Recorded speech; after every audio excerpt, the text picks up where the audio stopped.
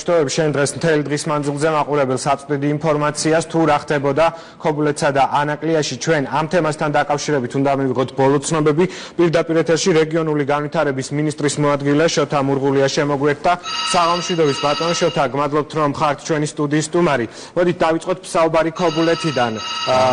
რამდენად სერიოზული ზარალი მიადგა ქობულეთს ამ შტორმის შედეგად რომელზეც დღეს დილიდან არის საუბარი უნდა აღვნიშნოთ რომ ჩვენ აჭარის მთავრობასთან გვაქვს ძალიან მჭიდრო ურთიერთობა და ისინი გვაწვდიან ინფორმაციას, ასევე გვაწვდიან ინფორმაციას იქ თუ სად შეიძლება ცენტრალური ხელისუფლება დაეხმაროთ მათ ამჯერად გვაქვს ჩვენ ინფორმაცია რომ ზარალი არ არის იმ დოზის რომ ცენტრალური ხელისუფლების ჩართვა იყოს საჭირო ანუ აჭარის ავტონომიური რესპუბლიკა თვითონ გაუმკლავდება ამ სტიქიას და უნდა აღინიშნოს რომ წინა სტიქია ანუ გაცილებით უფრო დიდი ზარალი მიაყენა და ცენტრალური ხელისუფლება დაეხმარა ამ წინა შემთხვევაში აჭარის მთავრობას მათი მოთხოვნის საფუძველზე. ასევე უნდა ითქვას რომ სტიქია თვითონ ეს თემა დღეს თქვათ აქტუალური გახდა თუმცა ჩვენ ალბათ 10 დღე არ გადის რომ რაღაც სხვადასხვა დოზის სტიქია არ იყოს სხვადასხვა რაიონში მაგალითად ერთი თვის წინ ძალიან მნიშვნელოვანი სტიქია ანუ ისეთი დიდი ზიანი რამაც მიაყენა იყო წალენჯიხაში ორი კვირის წინ იყო ჭყოროწყუში წაღებული იყო ხიდები და ამ შემდეგ ანუ ჩვენ ძალიან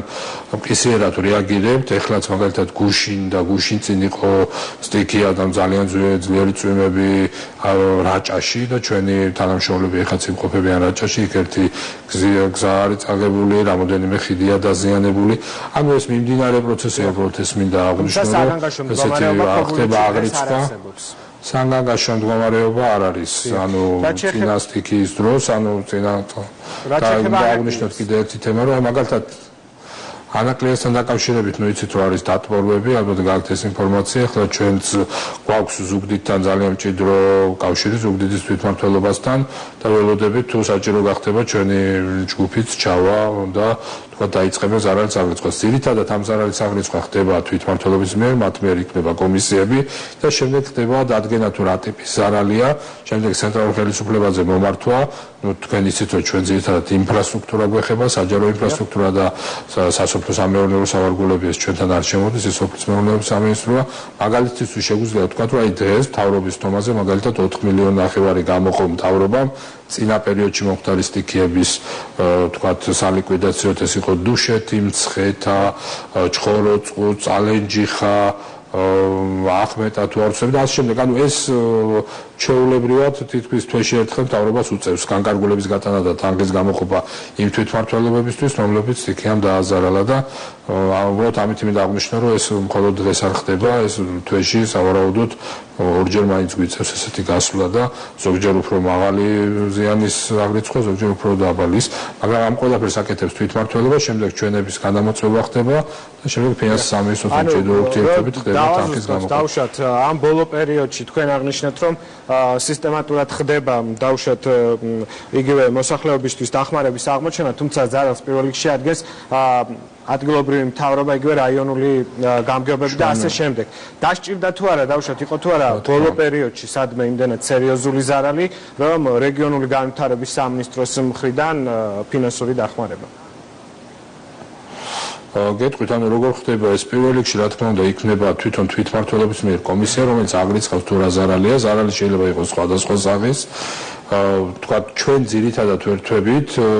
თუ ისინი თავისი ბიუჯეტით ვერ მკლავდებიან მოგმართავეთ ჩვენ რეგიონული განვითარების სამინისტროს სადაც ძირითადად ჩვენ საჯარო ინფრასტრუქტურა გზა არის წაღებული ან ხიდი არის დაზიანებული აი ამ ტიპის ზარალზე ვარ ჩვენ ძირითადად კონცენტრირებული თუმცა არის მომართვები რომ აი სახურავები დააზიანა და ამ შემდეგ თუ ინფრასტრუქტურას ეხება ნუ იქაც ჩვენ შუამდგომლობთ ფინანსის სამინისტროსთან ძირითადად არის ესე რომ თვითმმართველობები აღრიცხვა არის თვითმმართველობების იმიტომ რომ თითოეულ თვითმმართველობაში მუშაობს დაახლოებით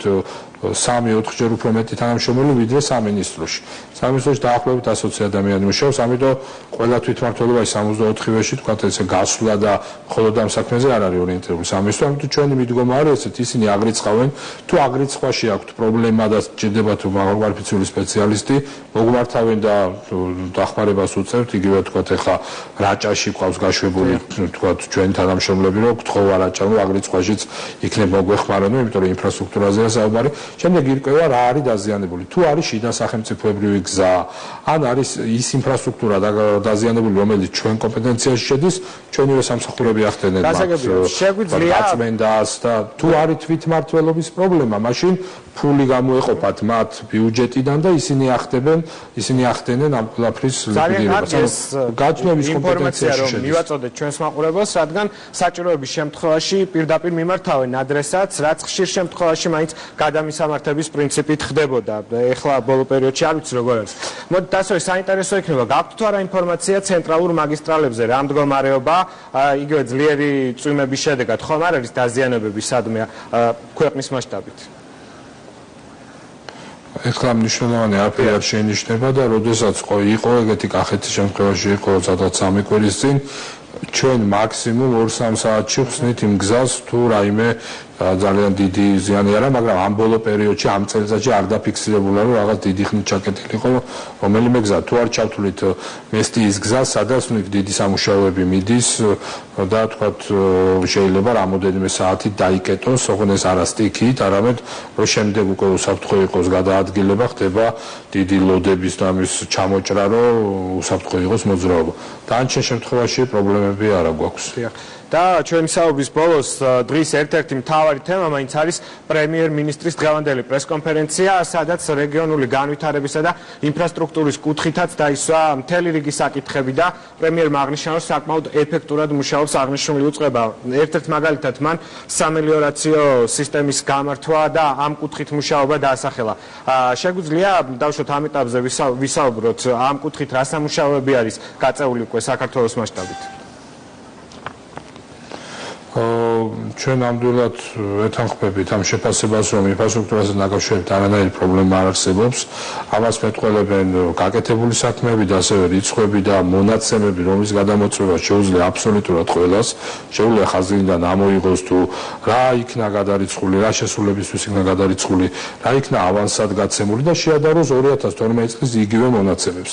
ჩვენ თავად შეგვიძლია ვთქვათ, რომ 6 თვის განმავლობაში მინიმუმ 10%-ით მეტი ინფრასტრუქტურა გვაქვს შექმნილი, ვიდრე ეს იყო 2012 წლის იგივე პერიოდში. ამას უკვე დავაჯამეთ, 2 კვარტალი გავიდა და ხა უფრო დაზუსტება მონაცემები სადღაც 20 ივლისისთვის, მაგრამ წინასწარი მონაცემები გვაქვს ესეთი და ჩვენ მიგვაჩნია, რომ სამინისტრომ ძალიან კარგად იმუშავა, იმიტომ რომ მიუხედავად უდიდესი პრობლემებისა, რაც დაგვახვედრეთ, ესენი იყო არასწორად დადებული ხელშეკრულებები, კერძო საკუთრებაში ჩარევები და ამ ყველაფრის გასწორება მოგვიწია და პარალელ რეჟიმში შენება, ჩვენ მაინც მივახციეთ, რომ 10%-ით მეტი ინფრასტრუქტურა შევქმნით ვიდრე წინა პერიოდში. მელიორაციას რაც შეეხება, იქაც რა თქმა უნდა ძალიან დიდი სამუშაოები განხორციელდა. თუმცა ეს სამელიორაციო სამუშაოები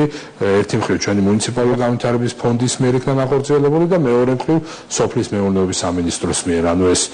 ძირითადად სოფლის მეურნეობის სამინისტროს კომპეტენციაა, მაგრამ მუნიციპალური განვითარების ფონდი, ანუ რომელიც ჩვენ